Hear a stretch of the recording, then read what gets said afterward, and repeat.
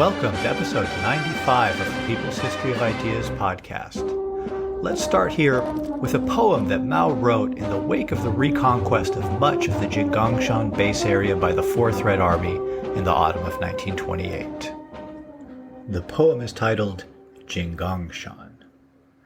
At the foot of the mountain, our flags and banners can be seen. At its peak, our drums and bugles are heard to respond. The enemy troops besiege us thousands strong. We stand alone and will not be moved. Already our defense was like a stern fortress. Now do our united wills form yet a stronger wall. The roar of gunfire rises from Xiujing, announcing the enemy has fled in the night. That, of course, is referencing the Battle of Xiujing and the flight in the middle of the night of the Kuomintang troops that we recounted last episode. We spent the last couple episodes of this podcast discussing the August defeat of the Red Army and the subsequent battles to retake much of what had been lost. The period that followed, in October and November 1928, was a time when the communists in the base area took stock of the defeat and summed up its lessons. Some of what was summed up ended up becoming key tenets of the Maoist canon and were presented to the world many years later in the first volume of the selected works of Mao Zedong in the form of two documents. Why is it that red political power can exist in China? And The Struggle in the Jinggang Mountains. These documents that appear in the selected works are revised versions of the October 5th draft resolution of the Second Congress of the County Party organizations in the Hunan Jiangsu border area and the November 25th report of the Jinggangshan Front Committee to the Central Committee, respectively. Because these two documents both represent political evaluations of the situation at hand from the time when they were written and were later used in somewhat altered form as basic documents for educating large numbers of people both in China and internationally about the historical development of and important themes pertaining to Maoism, or Mao Zedong thought as it was originally labeled, these documents and the series of meetings that produced them are a good starting point for talking about how the August defeat was summed up by Mao and the rest of the communist leadership in the base area, and about the longer-term relevance of this summation for the development of the body of ideas associated with the victory of the Chinese Revolution. So, let's start with the October 4th to 6th Congress of the County Party organizations in the Hunan Jiangsu border area, which was held near Maoping in Ninggang County. This border area party congress accomplished some important tasks of reorganization for the base area, such as creating a new 19-member border area special committee to better coordinate the work of the several counties which fell within the base area. This was of particular concern because of the tendency for some county-level party organizations, especially Xiujing, to sometimes go their own direction. As you might remember from episode 66, Xiujing had a party organization which had been quite strong before Mao and the other outsiders came to establish the base area in the region. Anyways, we'll talk in some more detail about that issue as we discuss the document. Another significant aspect of the party reorganization that this border area party congress accomplished was that it formally restored Mao as the leader of the whole base area. So let's take a look at what we can learn from the content of the draft resolution of the Second Congress of the County Party organizations in the Hunan Jiangsu border area. This resolution is divided into two main parts, which read almost like different documents. The first part of the resolution, titled Political Problems and Tasks of the Party Organizations in the Border Area, is the section of the resolution which, with some editing, was turned into the document Why is it that red political power can exist in China, which appears in Mao's selected works and which is one of the key works of the Maoist canon. In this section of the resolution, Mao uses the experience of the Jinggangshan base area and the Fourth Red Army of the past year to lay out some fundamental components of the strategy of protracted people's war that would guide the Chinese Revolution for the next 2 decades. The second part of the resolution, titled the transformation of the party in the counties of the border area, and some recommendations, has a much more immediate focus. It lists recent actions and, in particular, mistakes committed by the party and its organizations, and states actions to be taken to correct these mistakes in the future. While this section of the resolution is not as important as the first part of the resolution to the overall development of the body of ideas which emerged during the Chinese Revolution and which were synthesized and spread internationally in the wake of the victory of the revolution, it is in some ways more fascinating for people who have been studying the Jinggangshan experience closely, as we have in this podcast series, because it is a very concrete statement about what the communists thought they had done wrong and how they should, in practice, correct what they had been doing. So let's start by looking at the first part of the resolution. Again, this part is given the heading Political Problems and Tasks of the Party Organizations in the Border Area. This section of the resolution is Mao's earliest extended elaboration of a revolutionary strategy focused on creating rural base areas which were to be consolidated by carrying out a land reform, and then which would be defended and spread through the work of a people's army. So let's look at how Mao makes his case for this revolutionary strategy here. The first subheading of this section of the resolution is the internal and external political situation. What I first want to draw attention to here is a method for presenting reasoning which is very common in communist documents, not just in China, but around the world. What Mao does here is he starts off the resolution by characterizing the domestic political situation and situating the domestic political situation within the global situation. This reflects a methodology for determining appropriate political action based, in the final instance, on the global situation and on how the global situation then determines what will or can happen on more local levels. It's a method for presenting arguments or statements about political action that's rooted in Lenin's emphasis on the importance of global events and, in particular, international contention between imperialist powers. And so it's a method for presenting arguments that's very much a product of the Russian Revolution and the way in which the Communist International standardized ways in which communist parties created political documents and the rhetorical strategies that were used in these documents. But Lenin himself drew on the way in which Marx very frequently argued for how local events were shaped by international events, although Marx did not systematize his thinking about this to the degree that Lenin did, and it took the Communist International to standardize the rhetorical presentation of this method by communist parties around the world.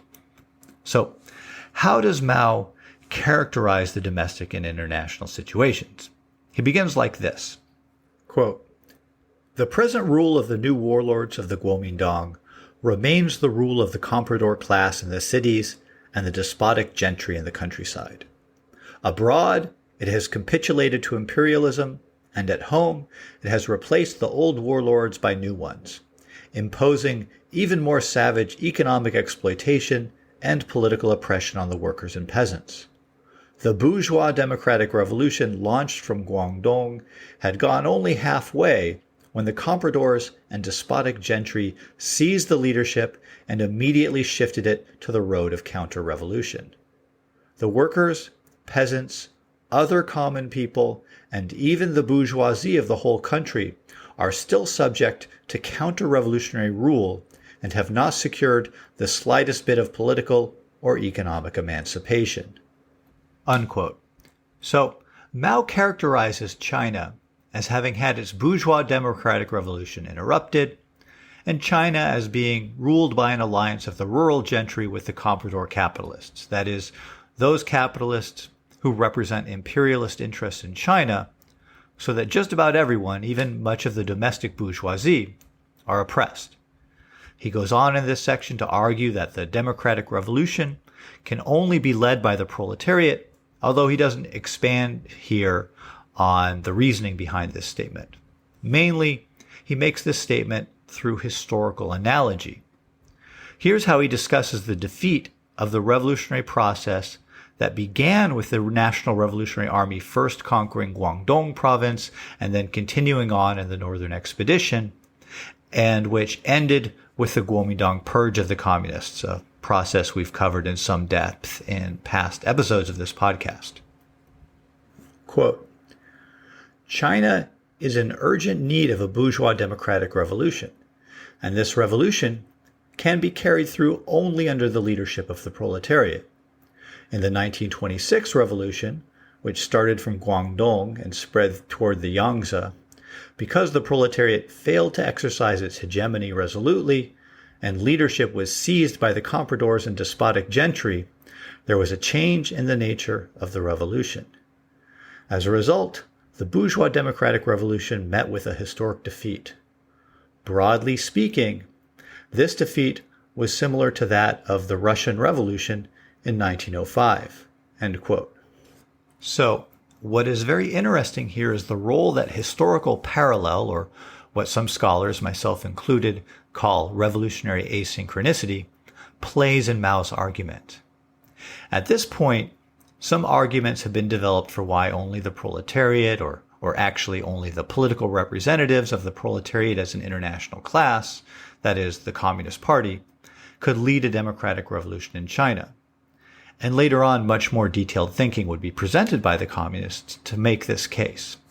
But it's interesting that here the argument is supported by appeal to parallels with the Russian Revolution, despite the fact that in this document, Mao makes a case for a very different revolutionary strategy than the one carried out by the Bolsheviks in Russia. This statement, drawing a parallel between the 1905 revolution in Russia and the Grand Revolution of 1925 to 1927 in China, was dropped when this resolution was modified to become, why is it that red political power can exist in China? Similar parallels that were drawn between Chinese and Soviet experience were dropped in other documents as well when the originals were transformed into the body of political canon represented in Mao's selected works. At the time that Mao was writing, the Russian Revolution was the only existing way that was known of how a successful revolution had developed. And so the Soviet revolutionary process was taken as a model, as we see Mao doing in this document. But then why were these statements removed later on when these documents were edited and made widely available as a tool for political education in China and then later internationally? There are two partially competing explanations for this. The most common of these explanations, and the most cynical, although probably not entirely wrong, is that removing these references to the Russian revolutionary model from Mao's works was a way to distance the Chinese from the Soviets. Even before the Sino-Soviet split began in 1956, it was perhaps only natural that the Chinese would want to emphasize their own independent efforts in forging their own revolution. Another explanation for why these references to the Russian revolutionary model were removed from Mao's works is that the Chinese Communist Party later rejected the thinking that informed the way in which these parallels were drawn and did not want to propagate what it saw as incorrect thinking. After the victory of the Chinese Revolution, the idea that all revolutions would be based one way or another on the Russian model was explicitly rejected. And so instances where Mao's own arguments seemed to be based on invoking the Russian model as a way of legitimating his own ideas were removed, because why would the Chinese communists want to train people in what they saw as an incorrect methodology? Now, whether Mao actually believed what he was writing in these instances, or whether he was invoking the Russian model as a way of shoring up support for his own heterodox ideas, is a whole other question, which would be too much of a lengthy diversion to really explore in detail right now, but it's a question to keep in mind. The last passage that I want to draw attention to in this first subheading of the first part of the revolution is the one paragraph dedicated to characterizing the international situation in the fall of 1928. Here's how it reads. Quote, "The situation in China has undergone tremendous changes in the last few months, and the same is true of the international situation. Since the two developments represented by Japan's invasion of China and the signing of the naval treaty between Britain and France have taken place, America, on the one hand, and Britain, France, and Japan, on the other, have found themselves polarized in positions of irreconcilable opposition. The present international situation is that, on questions touching China and Europe, the United States has adopted a policy of active intervention, while Britain, France, and Japan have adopted a policy of active resistance. Thus, a world war is brewing, and its outbreak is merely a matter of time. End quote. With hindsight, this statement about the international situation in 1928 might seem a bit odd, but it reflects the way in which the Comintern was viewing the situation in Asia at the time. A Comintern document from May 1928 analyzed the situation in China like this, quote, "To conquer the country in order to partition it, that is the imperialists' policy in China. The first part of this criminal plan they have carried out by joint military intervention against the national revolution. Japan's capture of new war booty in Shandong is the beginning of the second stage. Japan will be followed by the other imperialist robbers, in the first place England and the United States, who will demand their share in the plunder. England, which is inciting Japan and approves the Japanese robbery, is out to get a free hand for itself for military conquest. American military activity has become more marked and more intense as a result of the occupation of Shandong. The Washington government is frankly out for a new division of colonies, the winning of new markets and raw material sources.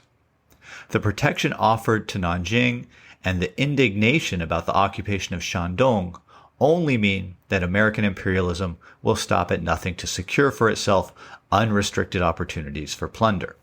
End quote. So we can see that the Comintern, ever attuned to the vicissitudes of inter-imperialist rivalry so as to make out the shape of a forthcoming new world war, which, among other things, would spell new opportunities for socialist revolution, saw the contention between England and Japan on the one side and the United States on the other side as potentially shaping up into a new war. Mao had access either to this document or to other Comintern documents characterizing the international situation in East Asia in similar terms. And as is usually the case in Mao's works before the victory of the revolution in 1949, his statements on the international situation are basically restatements of positions emanating from the global communist center in Moscow. This can make these statements sometimes seem a bit tacked on and disconnected from the rest of the text, as I think is the case here, and so it's no surprise that this paragraph was excised in the selected works version of this document, and the subheading for this section changed from the internal and external political situation to just the internal political situation. With this initial section characterizing the internal and external objective situation out of the way, Mao moves on to the real meat of the portion of the resolution which became "Why is it that red political power can exist in China?" in the second section of the document, which has the subheading "Reasons for the emergence and survival of Soviet political power in various places in present-day China." This isn't any big surprise, since after all, the title, "Why is it that red political power can exist in China?" is just a more elegant way of restating the subhead title, "Reasons for the emergence and survival of Soviet political power in various places in present-day China." So let's read through this section, and I'll comment as we go. The prolonged existence inside a country of one or more small areas under red political power, surrounded on all sides by white political power, is something which has never occurred anywhere else in the world.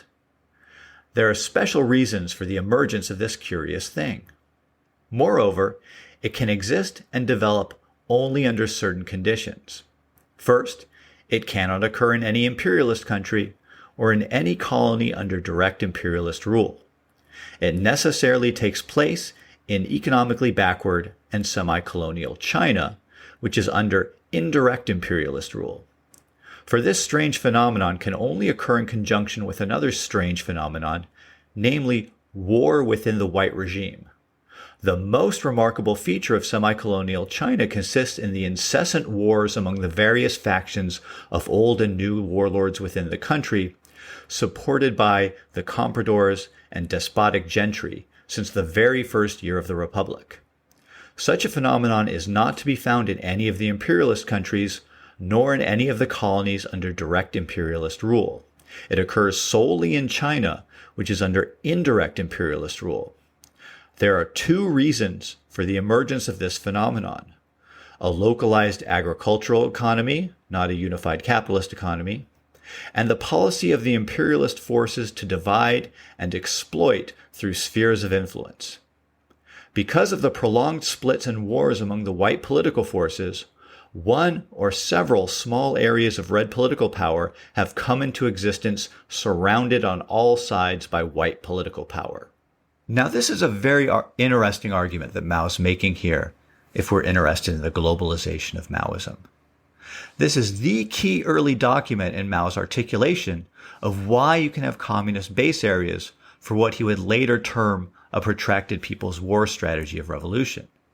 And Mao is very clearly making the case that the conditions which allowed for this strategy in China, at least as he was seeing things in 1928, were very specific to China itself. Mao is saying that the armed competition, the ongoing warfare between various factions of the Chinese elite, is a key objective condition for the development of local Soviet power in China, such as we've been looking at in past podcast episodes in the Jinggangshan.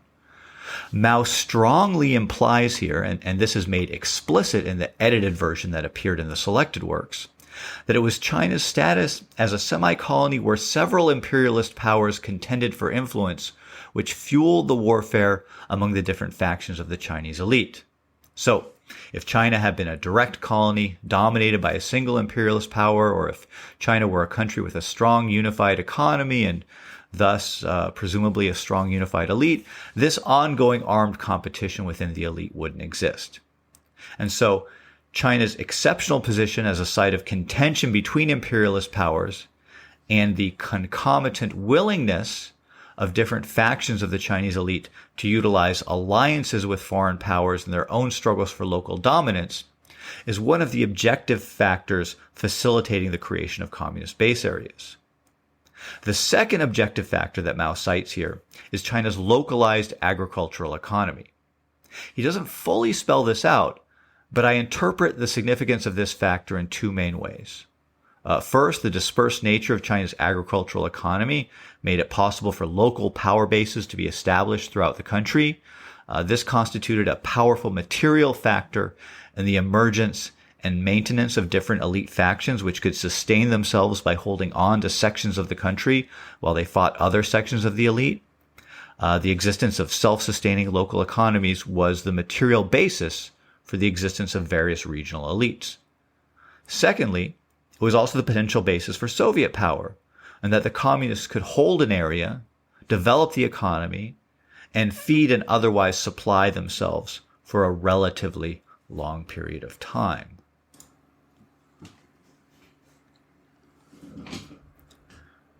Okay, continuing reading this key section of the resolution. Quote, "The independent regime on the borders of Hunan and Jiangsu is one of many such small areas. In difficult and critical times, some comrades often have doubts as to the survival of such red political power and manifest negative tendencies. This is because they fail to find the correct explanation for the development and existence of such red political power. If only we know that splits and wars among the white political forces will continue without interruption, we will have no doubts about the emergence, survival, and daily growth of red political power. Second, the places in China where small areas under red political power have come into existence and lasted for a relatively long time are definitely not those unaffected by the democratic revolution, such as Sichuan, Guizhou, Yunnan, or the northern provinces, but only regions like Hunan, Guangdong, Hubei, and Jiangsu, where the masses of workers, peasants, and soldiers rose in great numbers in the course of the bourgeois democratic revolution 2 years ago. In many parts of these provinces, trade unions and peasant associations were organized on a wide scale, and many economic and political struggles were waged by the worker and peasant classes against the urban and rural bourgeoisie. As a result, an urban Soviet regime lasting 3 days emerged in Guangzhou, while independent peasant regimes existed in Haifeng and Lufeng, in eastern and southern Hunan, in the Hunan-Jiangsu border area, and in Huang'an, Hubei. As for the emergence of the present-day Red Army, it can only be a split-off from the National Revolutionary Army, which underwent democratic political training and came under the influence of the masses of the workers and peasants. Armies such as those of Yan Xishan and Zhang Zuolin, those are two warlords, which have received no political training at all and have never come under the influence of the workers and peasants, cannot possibly give rise to elements that can serve to constitute a Red Army. Here, once again, Mao focuses very much on specific historical conditions in China that facilitated the creation of rural base areas controlled by the communists. In addition to the ongoing fighting among China's reactionary forces, the factor that Mao emphasizes here is the development of mass movements and mass organizations, such as trade unions and peasant associations, in the wake of the Northern Expedition's triumphant march from Guangdong up to the Yangtze River. It was only in the areas affected by these revolutionary nationalist mobilizations that the early communist base areas emerged, taking advantage of the politicization and mobilization of masses of people. And in addition, the armed forces that the communists were relying on were split-offs from the professional army that was created with aid from the Soviet Union, the National Revolutionary Army, whose soldiers and officers have been trained both in the modern methods of waging war and, to some degree, in revolutionary nationalist politics. As we can see, all the reasons that Mao is giving here are very particular to China's circumstances at the time. As Mao gains more experience over time and begins to think of protracted People's War as a revolutionary strategy appropriate not only to China's particular conditions, it will be interesting to see how his thinking develops about what's universal in his experience of revolutionary warfare and not just what was particular about China's conditions, which allowed him to pursue the strategy that he was devising. Okay, let's keep reading this resolution. Third, whether it is possible for the worker-peasant-soldier Soviet political power in small areas to survive for a long time hinges on whether or not the nationwide revolutionary situation continues to move forward. If it does, then not only will the small areas under red political power undoubtedly survive for a long time, but they will definitely become one of the many forces contributing to the seizure of overall political power. If the revolution does not continue to move forward in the country as a whole, but stagnates for a fairly long period of time, as in the case of Russia from 1905 to 1917, then long-term survival of the small areas under red political power will be impossible. What, then, is the situation of the Chinese Revolution? In reality, it is continuing to develop along with the continuous splits and wars within the ranks of the domestic bourgeoisie and the international bourgeoisie. Therefore, not only will the small areas under red political power undoubtedly last for a long time, but they will continue to develop and gradually approach the seizure of overall political power. Here we can see Mao moving toward his theory of the countryside surrounding the cities. On the one hand, he writes of the rural communist base areas as becoming one of many forces contributing to the seizure of political power. After all, at this time the communist center was still located in Shanghai, and I think that even for Mao, the overall vision for how the revolution would unfold still involved a heavy component of urban insurrection as well as rural guerrilla warfare. But Mao also writes here that the communist base areas will continue to develop and gradually approach the seizure of overall political power, which really sounds much more like the strategy that Mao ends up ultimately pursuing of the rural revolution eventually surrounding the cities and forcing the reactionary forces based in the cities to capitulate only once they were totally surrounded. Okay, we're close to the end of this portion of the document. It continues. Fourth, the existence of a regular Red Army of adequate strength is a necessary condition for the existence of red political power. If we had only red guards of a local character but no regular red army, we could deal only with the household militia, that is, the local militias generated by the local landlords and gentry, but not with the white armies. Consequently, even if there were the most excellent worker and peasant masses, without adequate armed forces, it would still be absolutely impossible to create an independent regime, let alone a durable and constantly developing independent regime. It follows that the idea of establishing independent regimes of the workers and peasants by armed force is an important one that must be fully assimilated by the Communist Party and by the masses of the workers and peasants in areas under the independent regimes. So, here Mao returns to his ongoing disagreement with the party center about the importance of regular armed forces to the communist revolution, as opposed to just relying on armed mass organizations like militias based on peasant associations or formed by trade unions, which then highlights the importance of how Mao ends this section of the resolution.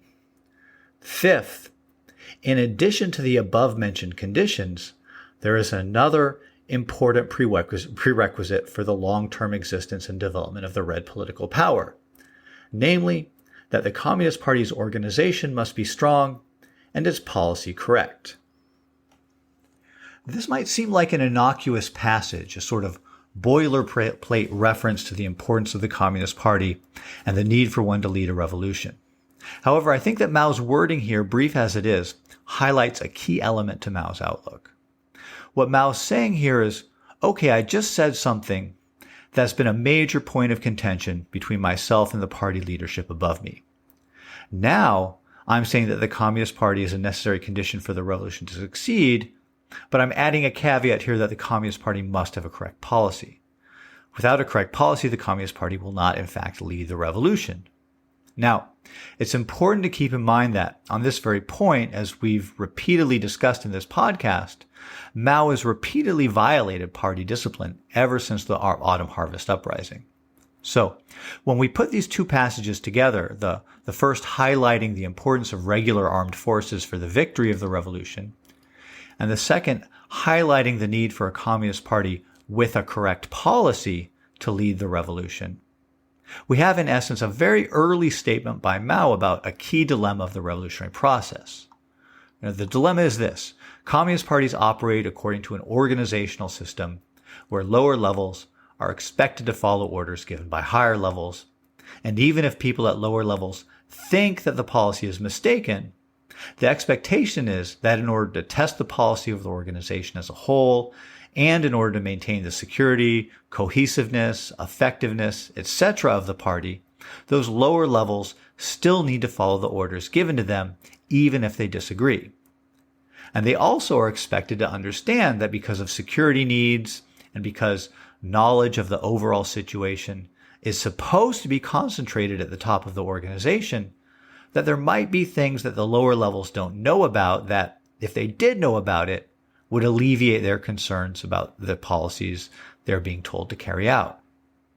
But on the other hand, if a Communist Party is just made up of people who blindly follow orders and can't think creatively in the moment and adapt to conditions and have a generally very critical attitude, the party is not going to be very effective or, in fact, very revolutionary, because what sort of revolutionary organization would it be if we're made up of a bunch of conformists? So here's the thing. As we've repeatedly seen, Mao has violated party discipline in order to pursue what he considered the correct revolutionary policy, especially on this point of developing regular armed forces, as opposed to just relying on militias attached to peasant associations.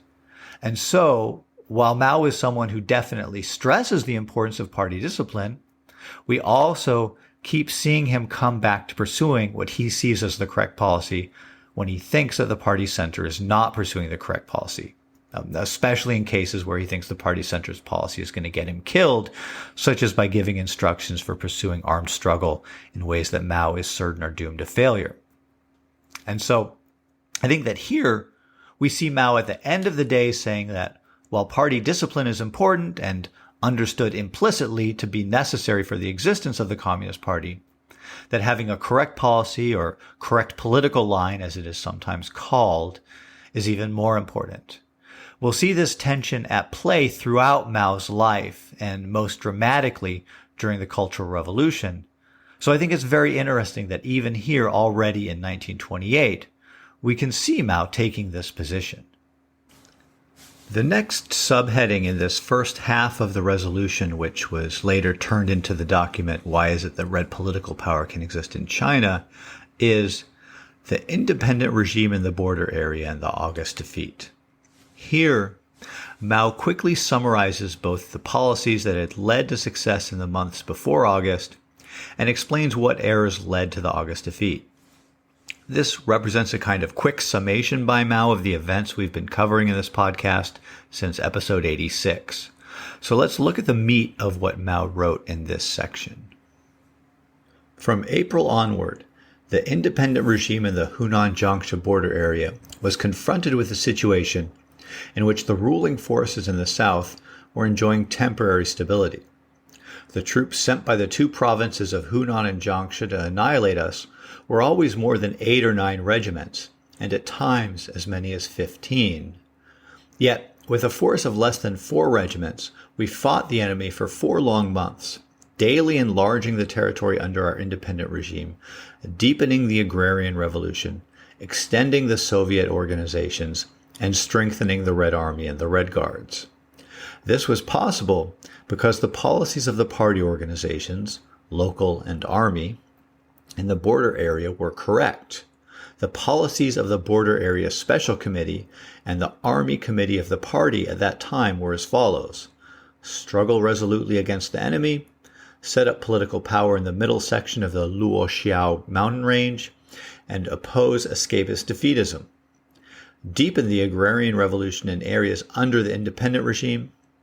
Let the army party organizations promote the development of local party organizations, and let the regular army foster the development of local armed forces. Concentrate the Red Army units so as to deal at opportune moments with the enemy confronting them, and oppose the division of forces to avoid being wiped out one by one. Adopt the policy of expanding the area under the independent regime in a series of waves and oppose adventurous tactics. Thanks to the appropriateness of these tactics, to a terrain in the border area which was favorable to our struggle, and to the inadequate coordination between the troops invading from Hunan and those from Jiangsu, we were able to win victory on so many occasions in the 4 months from April through July. The enemy, though many times stronger than we were, was not only unable to destroy our independent regime, but also lent an impetus to its daily expansion, and our regime tended to exert an ever-growing influence on the two provinces of Hunan and Jiangsu. The August defeat resulted entirely from the failure to understand that the period was one of temporary stability for the ruling classes, and from the adoption of a strategy suited to a time of political splits among the ruling classes, dividing our troops for a rash advance, and thus bringing about a defeat both in the border area and in southern Hunan. Comrade Du Xiujing, the representative of the Provincial Committee, did not investigate the actual situation and paid no attention to the resolution passed at the Joint Conference of the Special Committee, the Army Committee, and the Yongxin County Committee. He simply applied formalistically the orders from the Hunan Provincial Committee and fell in with the action of the 29th Regiment, which wanted to evade struggle and return home. His error was truly a grave one. So, this recapitulates the events of our recent episodes. And while it puts the burden of the errors on Du Xiujing's shoulders, we know that the policy pursued by Du Xiujing, if not necessarily the way in which Du carried out this policy by taking advantage of the discontent of the 29th Regiment, was one set by the Provincial Committee. So this is a moment where Mao's writing down that, look, we can see what the results were from these two different policies, Mao's and the Provincial Committee's, and we can pretty definitively say now that Mao was right and the Provincial Committee's policies led to disaster. We'll get to see eventually whether the correctness of Mao's ideas registered at the higher levels of the party or not. The rest of this first half of the resolution is composed of three more short sections with different subheadings. The role of the border area independent regime in the worker-peasant insurrections in Hunan, Hubei, and Jiangsu provinces, economic problems, and the problem of military bases. But we've really now dealt with the heart of this first half of the resolution, the part which was turned into the key early Maoist text, why is it that red political power can exist in China? So we'll leave those aside. Next episode, we'll discuss the second half of this resolution. That part was not incorporated into Mao's selected works and really has a totally different character from this first half. And I think it'll be very interesting for us because, as I said at the beginning of this episode, it had a very concrete and immediate focus, listing recent actions and, in particular, mistakes committed by the party and its organizations, and stating actions to be taken to correct these mistakes in the future. It can actually be read in some parts as something of a self-criticism on Mao's part. So that's where we'll pick up next episode. Take care until then.